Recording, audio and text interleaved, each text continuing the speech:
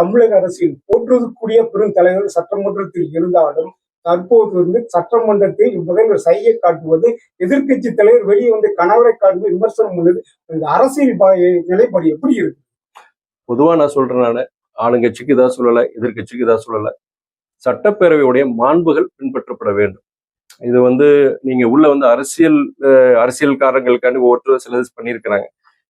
சட்டப்பேரவையுடைய மாண்புகள் படி எல்லா உறுப்பினர்களும் சரி நடந்துக்கிறது என்னுடைய இது பத்தி வேற எது நான் பேச விரும்பல. வேற கொஸ்டின். நான் புதிய அரசாங்கம் வந்திருக்கு, ஒரு நம்பிக்கை எனக்கு மாத்திரம் இல்ல எல்லாருக்கும் ஏற்பட்டிருக்கு. இதன் அடிப்படையில கோவில்பட்டியை பொறுத்த வரைக்கும் இந்த குறைபாடுகளை ஒரு தீர்க்கக்கூடிய ஒரு சூழ்நிலை உருவாங்க நம்பிக்கை இருக்கு. திறனற்ற தமிழக அரசு இளைஞர்கள் மத்தியில் அடக்குமுறை கையாளுவது சொல்லி உதயநிதி கருத்தை படிச்சு. அதாவது சகோதரர் உதயநிதி ஒரு கருத்து அதுல சொன்னது தப்பு கிடையாது. ஆனால் அந்த நபர் என்ன செஞ்சிருக்காருன்னு பாக்கணும்.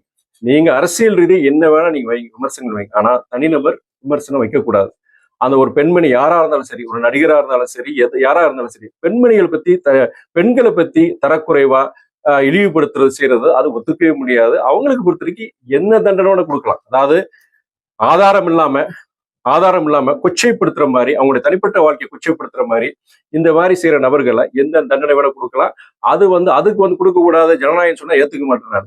ஜனநாயகத்துக்கு ஒரு எல்லை இருக்கு. கருத்து சுதந்திரம் ஒரு எல்லை தான். அதுக்காண்டி அவங்களுடைய பர்சனல் லைஃப் உண்மைக்கு புறமா எந்த ஆதாரம் இல்லாம நீங்க இன்னைக்கு முன்னாடியெல்லாம் உங்களை மாதிரி பத்திரிகையாளர் வச்சீங்கன்னா நீங்க என்னதான் செய்தி கொடுத்தாலும் உங்களுடைய எடிட்டோரியல் இருக்கும். அந்த எடிட்டோரியல் பொறுத்தவரைக்கும் அதை பார்த்து அதான் இது பண்ணுவாங்க. ஆனா இன்னைக்கு சோசியல் மீடியா எந்த ஒரு சென்சார் கிடையாது, எது கிடையாது. யாரை வேணா எதை பத்தி என்ன வேணா பேசலாம். அதுக்கு ஒரு வரைமுறை இருக்கு. அது அரசாங்கம் கடுமையா நடவடிக்கை எடுக்கணும்னு தான் சொல்லுங்க. சரிங்களா? தலைவர் வைகோ ஒரு கருத்து, அதாவது கடந்த பல ஆண்டுகளாக திமுக பயணித்திருக்கோம். தற்போது 27ஆம் தேதி இதோட முடிவு வெளிப்பாடு தெரிவிச்சு கருத்து. உங்களை மாதிரி பத்திரிகைக்காரங்க விட்டுறது இல்லையங்களா? நாங்களும் 27 பார்க்கலாம்னு சொன்னா நீங்க போட்டு டிஆர்பிக்கு என்னன்னு தெரியல, இல்ல மக்களுக்கு கேட்கறாங்களான்னு தெரியல, நீங்க போட்டு தொடர்ந்து கேட்கறீங்க. அதுக்குள்ள பதில் சொல்லியிருக்கிறாரு. 27 தெரியும்னு சொல்லியிருக்கிறாரு. அந்த பொதுக்குழுவை பொறுத்த வரைக்கும் தலைவரோ நானோ தனிப்பட்ட இதை சொல்ல முடியாது. ஆனா மிகப்பெரிய ஒரு மன அழுத்தம், ஒரு வேதனை கட்சிக்காரங்க மத்தியில தமிழ்நாடு முழுக்க இருக்கு. இந்த சட்டமன்ற தேர்தலே பொறுத்த வரைக்கும் தலைமை ஒரு முடிவு எடுத்தாலுமே தலைமை முடிவுக்கு கட்டுப்படாம தலைமையோட எடுத்த முடிவு தவறுன்னு சொல்லிட்டு இணையத்திலையும் பல இதுலயும் அவங்களுடைய கருத்துக்களை பரிமாறினாங்க. மாவட்ட செயலாளர்கள் அதாவது தலைமைக்கு கட்டுப்பட்டு அவங்க சொல்லலையே தவிர தனிப்பட்ட முறையில என்கிட்டயே பல மாவட்ட செயலர், பல கட்சி நிர்வாகிகள் கொந்தளிச்சிருக்கிறாங்க, பேசியிருக்கிறாங்க. என்னையே கூட விமர்சிச்சிருக்கிறாங்க. உங்களை தாங்க நம்பிட்டு இருந்தோம், ஆனா நீங்களும் எங்களை கைவிட்டுட்டீங்கன்னு சொல்லிட்டு பல மதிமுக சேர்ந்த பல நிர்வாகிகள் சொல்லியிருக்கிறாங்க. பக்கத்துல இருக்கு இந்த மாவட்ட செயலர் அதுல ஒருத்தர். மறுமலர்ச்சி திமுக அதிமுக ஆட்சி மாத்திருக்கு, திமுக ஆட்சி மாத்திருக்கு. அதிமுகவோட மறுமலர்ச்சி திமுக கூட்டணி வச்சிருக்காங்க, திமுகவோடையும் கூட்டணி வச்சிருக்காங்க. ஆனா இப்ப நடக்கிற இந்த ஆட்சியை பத்தி நீங்க வெளிப்படைத்தன்மையோட இந்த ஆட்சி இருக்குன்னு சொல்லி முதல்வர் விஜய் சொல்றாரு. அதை பத்தி நீங்க என்ன நினைக்கிறீங்க? அது கடந்த நான் யாரையும் ஒரு தனிப்பட்ட ஒரு கட்சியோ இதை நான் குறை சொல்ல விரும்பல. ஆனால் இது எனக்கு, உங்களுக்கு, தமிழ்நாட்டு மக்களுக்கு எல்லாருக்கும் தெரியும்.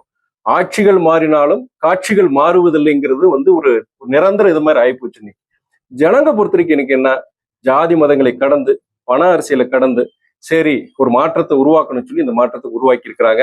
அது என்னன்னா, ஐயா நாங்க கூட்டணி வச்சோம், அதிமுக கூட்டணி வச்சோம், திமுக கூட்டணி வச்சோம், ஐயா மூப்பனாரும் வச்சாரு. ஆனா நாங்க எல்லாரும் முதல்ல என்ன பண்ணோம், தனியா போட்டியை போடலாம்னு கட்சி ஆரம்பிச்சு முதல்ல 3வது அணி தான் போட்டோம். அப்ப மார்க்சிஸ்ட் கட்சியோட நாங்க கூட்டணி வச்சு போனோம். ஆனா எங்களுக்கு மக்களுக்கு ஆதரவு கொடுக்கல.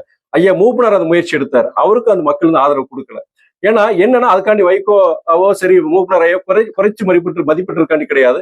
இவங்க ஜெயிக்க மாட்டாங்க, நல்ல மனுஷங்க தான், ஆனா இவங்க ஜெயிக்க மாட்டாங்கன்னு சொல்லிட்டு மக்கள் நல கூட்டணி ஏற்படுத்தும், பொதுவுடை இயக்கங்கள் விசிகே எல்லாம் வச்சு பண்ணோம். அப்பவுமே மக்கள் பொறுத்த வரைக்கும் நம்பிக்கை ஏற்படல. ஆனால் சகோதரர் விஜயை பொறுத்த வரைக்கும் இவர் வெல்வார், இவர் ஒரு உருவாக்குவாரு, ஜாதி மத பண அரசியலுக்கு அப்பாற்பட்டு ஒரு நல்ல ஒரு ஆட்சியை கொடுப்பாருங்கிறது தமிழ்நாட்டு மக்கள் எல்லாருமே அவருக்கு ஒரு நம்பிக்கை. அப்ப என்னன்னா ரிசல்ட்டை பார்த்த பிறகு கூடுதல் நம்பிக்கை வந்திருக்கு. அப்போ இத்தனை பேர் ஆதரிச்சிருக்கிறாங்க, 35 விழுக்காடு வாக்குகள் அவர் வாங்கியிருக்கிறார். இந்த சூழ்நிலையில இப்படிப்பட்ட ஒரு கட்சி, இப்படிப்பட்ட ஒரு இயக்கம் ஜாதி மத பண அரசியலுக்கு அப்பாற்பட்டு இன்னைக்கு ஆட்சிக்கு வந்த பிறகு என்ன சொல்றாரு, ஒரு நேர்மையான ஒரு வெளிப்படையான எந்தவித லஞ்ச லாவண்யம் இல்லாம எல்லாருக்குமான ஆட்சியை நாங்க கொடுப்போம்னு சொல்லிட்டு இப்பயும் அவர் சொல்லியிருக்கிறாரு. எனக்கு என்னன்னா இனியும் அவருக்கு வலு சேர்க்கிற மாதிரிதான் இன்னைக்கு அரசியல் சூழ்நிலை அமைங்கிறது என்னுடைய நம்பிக்கை. அது வர்றதுக்கு முன்னாடியே பத்திரிகை தோழ இந்த கேள்வி வைப்பாங்கன்னு சொல்லிட்டுதான் நான் தயாரா வந்திருக்கிறேன். இங்க பக்கத்துல நிக்கிறவர் யாரு, கோவில்பட்டியுடைய நகர்மன்ற தலைவர். என்னதான் இருந்தாலுமே நகர்மன்ற தலைவர் உள்ள வந்து பார்த்தாலும் செஞ்சாலுமே புரோட்டோகால் படி இப்ப நான் ஒரு எம்பி வரும்போது அதுக்குண்டான மரியாதை கிடைக்கும். நான் உதாரணத்தை பார்த்துட்டு இப்ப இவரே வந்து அமைச்சருக்கு ஒரு கடிதம் கொடுத்தாலுமே கண்டிப்பா பார்ப்பாங்க. ஆனா ஒரு நாடாளுமன்ற உறுப்பினரா நான் கண்டிப்பா ஒரு அமைச்சர்கிட்டயோ அதிகாரிகிட்ட பேசும்போது இவர்கிட்ட பேசும்போது கூடுதல் மரியாதை கிடைக்கும். விரைவில் அந்த நடவடிக்கைகள் எடுக்கிறதுக்கு வாய்ப்பு இருக்கிறதுனால நான் இங்க வந்திருக்கிறேன். அவருடைய வேண்டுகோளுக்கு இணங்க நான் இங்க வந்திருக்கிறேன். இது பொறுத்தவரைக்கும் கோயில்பட்டி வேற, திருச்சி வேற, எனக்கு எல்லாமே தமிழ்நாட்டு மக்கள் எங்க பிரச்சனை எங்க வேதனை இருந்தாலும் அந்த வேதனைக்குரிய மருந்தை அளிக்க வேண்டியது என்னுடைய கடமைங்கிறது என்ன பார்க்கிறேன்.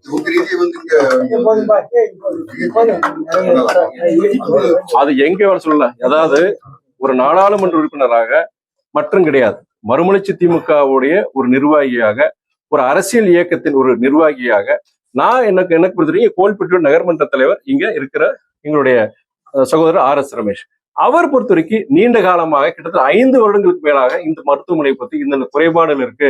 நான் இன்னைக்கு நகர்மன்ற தலைவர் இருக்கும்போது எனக்கு பொறுத்த வரைக்கும் இது பண்ணி கொடுத்தீங்கன்னா அது ஜனங்களுக்கு உபயோகம் கேட்கிறார். அதன் அடிப்படையில் நான் வரேன். சோ நீங்க கேட்ட கேள்விக்கு உண்டான ஹோம்ஒர்க் பண்ணி தான் உங்களுக்கு பதில் சொல்லியிருக்கேன்.